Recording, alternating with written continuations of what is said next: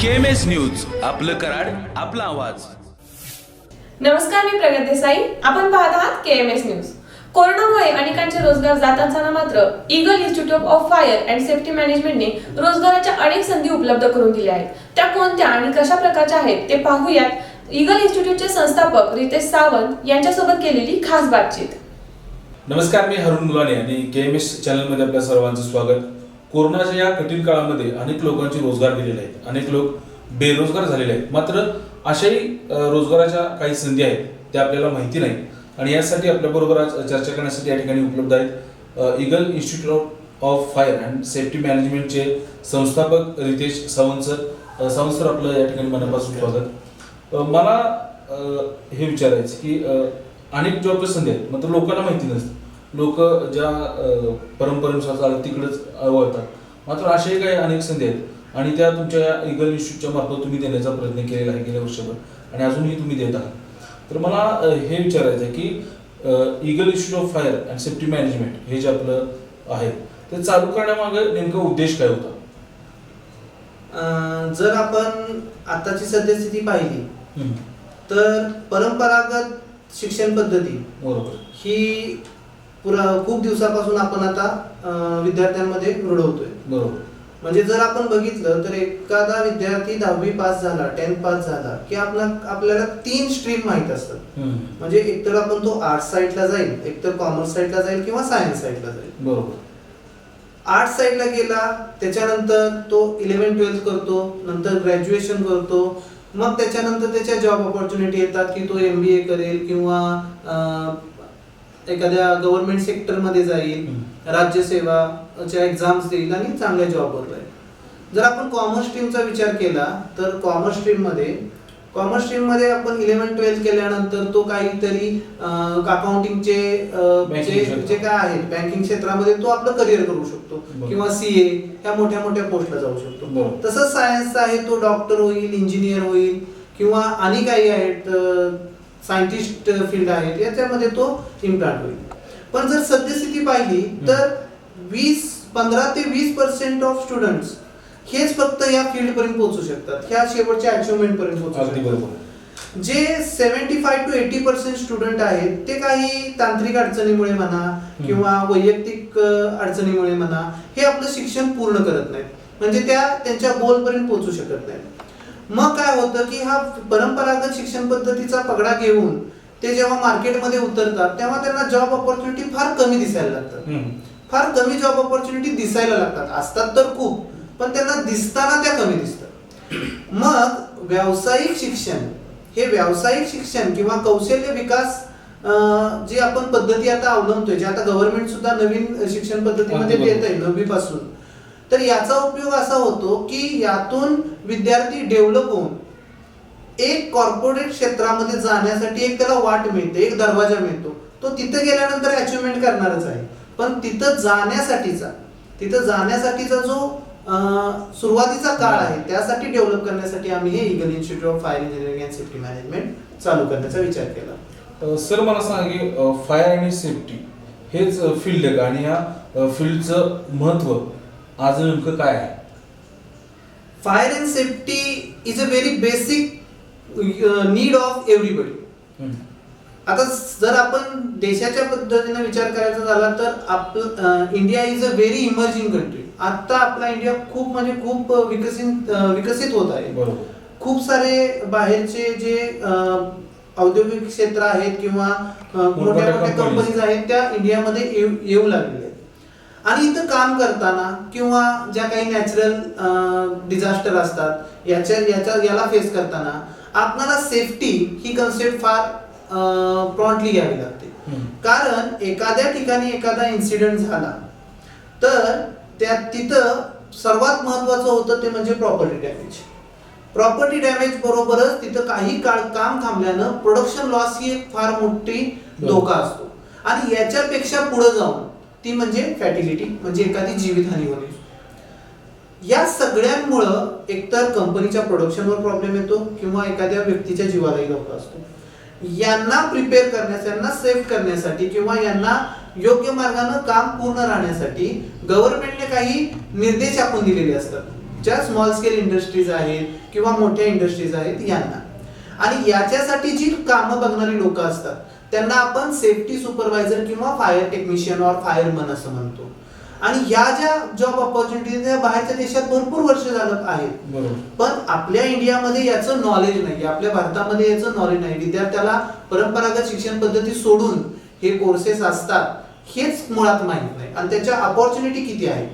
जर एखादा safety supervisor असेल तो 12th सायन्स पासून बीटेक जरी झाला तरी सुद्धा त्याने सेफ्टीचा जर ऍडव्हान्स डिप्लोमा केला तर त्याच्या जी सॅलरी आहे, त्याला मिळणारी सॅलरी आहे ती इन्स्टंटली 1.5% वाढू शकते ऍट द जॉईनिंग. म्हणजे जर बीटेक झालेला एखादा व्यक्ती एखाद्या कंपनीमध्ये जॉबला अप्लाय करतोय तर तो मॅक्झिमम सॅलरी घेऊ शकतो 40 to 50,000. पण तो जर ADIS डिप्लोमा केलेला असेल, advance diploma in industrial safety, किंवा जर त्याच्या रिलेटेड त्याने एअरबोर्सची ट्रेनिंग केली असतील तर त्याची सॅलरी सुरुवातीलाच 80 to 90,000 होते. म्हणजे हा जो डिफरन्स आहे हा कम्प्लीट होतो तो आपल्या फायर अँड सेफ्टी फील्डमध्ये. सर मला असं विचारायचं आहे की आता हा कोर्स केल्यानंतर विद्यार्थ्यांना कुठं आणि कशा प्रकारे जॉबच्या संधी आहे. प्रथम जर सांगायचं झालं तर आत्ताच आमचा जस्ट रिझल्ट झाला, आमच्या बॅचचा रिझल्ट झाला. आणि जर आपण एखादा 12th झालेला विद्यार्थी कन्सिडर करूया सर की एक 12th झालेला विद्यार्थी आहे आणि तो मार्केटमध्ये गेलेला आहे, तो जॉब सिकिंग करतोय. तुम्ही काय सर एक्सेप्ट करता की त्या विद्यार्थ्याला कितीपर्यंत सॅलरी मिळू शकते वगैरे. 10,000 आसपास. 8 to 10,000 आपण जनरली हे करतो की जिथं जायचं मिळून जाते. पण आता जो आमचा विद्यार्थी आहे इंद्रजित सूर्यवंशी, जो 12th पास झाला, त्याने डिप्लोमा केला, diploma in fire and safety. हा डिप्लोमा त्याने कंप्लीट केला. 1 इयरचा जो डिप्लोमा आहे त्याच्यामध्ये आपण त्यांना वेगवेगळ्या प्रकारचे ट्रेनिंग्स दिले. या ट्रेनिंग मधून तो स्वतःला डेव्हलप करून त्यानं आज या कोरोनाच्या काळात जिथं जॉब जात आहेत लोकांचे तिथं सुद्धा एका कंपनीमध्ये, इक्विटार म्हणून कंपनी आहे, त्या कंपनीमध्ये 3 इंटरव्ह्यू क्रॅक करून आज 20,000, this is the first salary he got. 20,000 सॅलरीने तो आज अपॉइंट झाला. त्याचबरोबर किशोर भोसले असेल किंवा गाडगे सर म्हणून, ते सर म्हणतो कारण की वयाच्या 48व्या वर्षी त्यांनी आमच्याकडे डिप्लोमा. वयाचं कोणतेही बंधन नाही सर. कसं आहे, तुमच्या करण्याची क्षमता, ते ऑलरेडी जॉबला होते, सुपरवायझर पोस्टला होते, त्यांना त्यातून इम्प्रूव्हमेंट मिळवायची होती. त्यांनी हा कोर्स केला, त्यांचं BSc केमिस्ट्री झालेलं आहे. He is a graduate person. He got diploma post graduate diploma of Fire and safety. आणि आता जे नवीन त्याच कंपनीमध्ये त्यांचे प्रमोशन होऊन ते ऍज अ सेफ्टी सुपरवायझर म्हणून जॉब करत आहेत. त्याचबरोबर आता आम्ही काय करतो की हे जे ट्रेनिंग सेक्टर्स आहेत, ह्या ट्रेनिंग सेक्टरला विद्यार्थी डेव्हलप होणं गरजेचं आहे.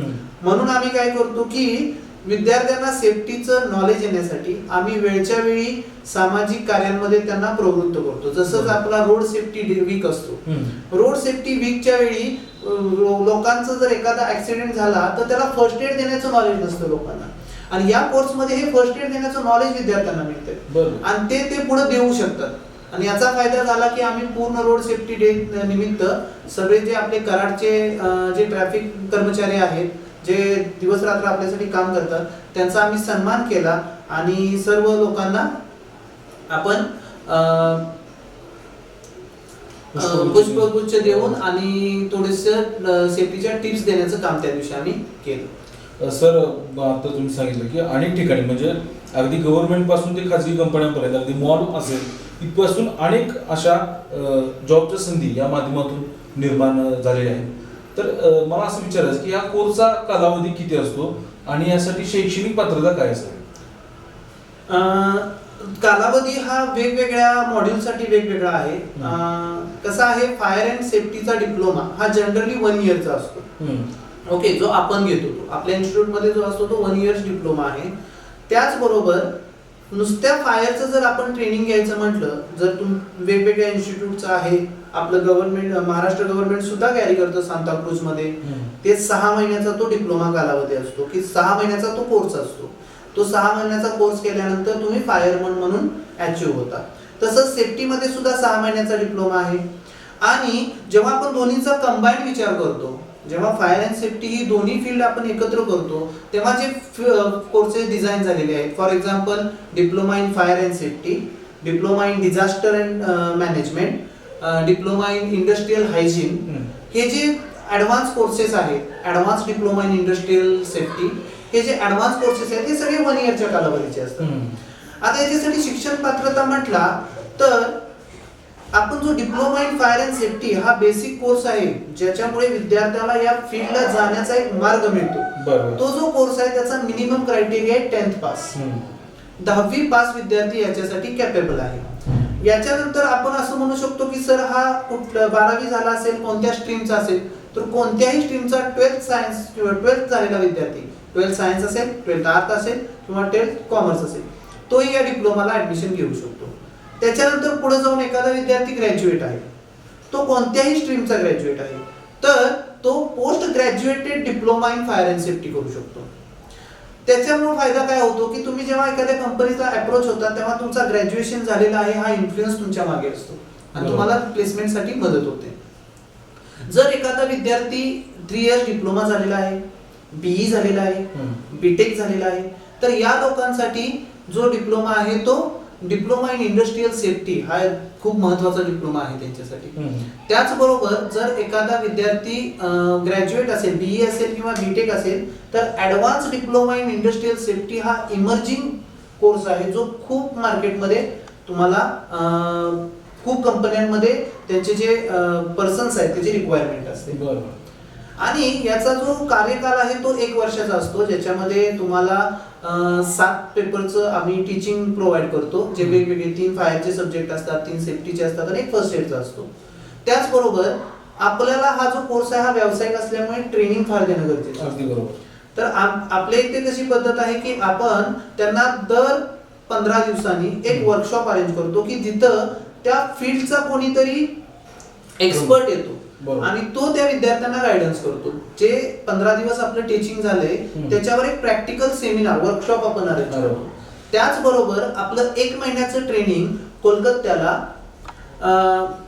कोलकाता हेड ऑफिस मध्ये आपलं गव्हर्नमेंट अप्रूव्ड ट्रेनिंग असतं 1 मंथचं, ज्याच्यासाठी आपण इथून विद्यार्थी नेतो. आता जे आम्ही ट्रेनिंग विद्यार्थ्यांना दिलेलं आहे, त्याचबरोबर आपण काय करतो की ह्या ज्या स्मॉल स्केल इंडस्ट्रीज आहेत आपल्या आसपास परिसरात आहेत, तिथे काय होतं की तिथल्या लोकांना किंवा तिथल्या वर्कर्सना सेफ्टी बद्दल किंवा एखादी फायर इन्सिडेंट झाला तर रिॲक्शन कसं करायचं हे जमत नाही. मग यासाठी आम्ही एक प्रोग्राम तयार केलेला आहे की फायर इव्हॅक्युएशन प्लॅन आणि त्याचबरोबर फर्स्ट एड टेक्निक्स म्हणजे प्रथमोपचार जे देतो आपण त्याच्या टेक्निक्स, याचं ट्रेनिंग आमच्या विद्यार्थी जाऊन त्या कंपनीमध्ये देतात स्वतः शिकत. याचा फायदा काय होतो, उद्या जेव्हा ते जिथं प्लेस होणार आहे तिथल्या वर्कर्सना सुद्धा प्रॉपर ट्रेनिंग देऊ शकतात. खूप मोठी आणि वास्ट फील्ड आहे की ज्याच्यातून खूप काही शिकायला मिळतं आणि त्याचबरोबर जॉब ऑपॉर्च्युनिटी तर खूपच आहे, जसं मी सांगितलं तुम्हाला. सर आता तुम्ही सांगितलं की फायर अँड सेफ्टी कोर्स केल्यानंतर जॉबच्या कुठे संधी आहेत, कशा आहेत आणि कोणी करू शकतो. आता ज्याला कोर्स करायचा तर आपलं हे Eagle Institute of Fire and Safety Management आहे, ते कुठं आहे, त्याचा पत्ता सांगितलं. Eagle Institute of Fire Engineering and Safety Management NIFSMच्या अंडर चालतं, National Institute of Fire Engineering and Safety Management Calcutta, ज्याचं जे स्टार्ट होऊन आता गेली 10 वर्ष झाली आहेत आणि याच्यातून भरपूर सारे विद्यार्थी बाहेर पडून चांगल्या जॉबवर लागलेले आहेत, जसे मी आता काही उदाहरणं सांगितली. आणि याचंच आपलं जे ट्रेनिंग सेंटर आहे अथोराइज्ड ट्रेनिंग सेंटर कराडचं जे आहे ते आपला कॅनॉल आहे एजीएम रोड, तिथे गेल्यानंतर तुम्ही कॅनॉलच्या साईडलाच आहे साई कृपा अपार्टमेंट मध्ये फर्स्ट फ्लोअरलाच. ओके. तर आपण बघितलं की ज्या ठिकाणी नोकरीच्या संधी जात आहेत तर अशा या कोरोनाच्या काळात देखील नोकरीच्या अनेक संधी आहेत आणि आपण ते अचिव्हमेंट करू शकतो. ईगल इन्स्टिट्यूट आपल्याला सर्व सहकार्य करेलच, मात्र फायर अँड सेफ्टीमध्ये इतक्या जॉबच्या अपॉर्च्युनिटी आहेत की आपण याचा विचारही करू शकत नाही. सर आज तुम्ही या ठिकाणी आलात आणि आम्हाला ही सर्व माहिती दिली आणि जॉबच्या संधी ह्या पारंपरिकपेक्षा कौशल्याच्या आधारावर अनेक निर्माण होत आहेत, हेही आता विद्यार्थ्यांना कळायला पाहिजे आणि यामध्ये जॉबच्या अनेक संधी आहेत हेही आपण या निमित्तानं समोर आणलं. निश्चितपणे सर आज आपण इथं आलात आणि अशी माहिती आम्हाला त्याबद्दल आपलं धन्यवाद. धन्यवाद. KMS न्यूज आपलं कराड आपला आवाज.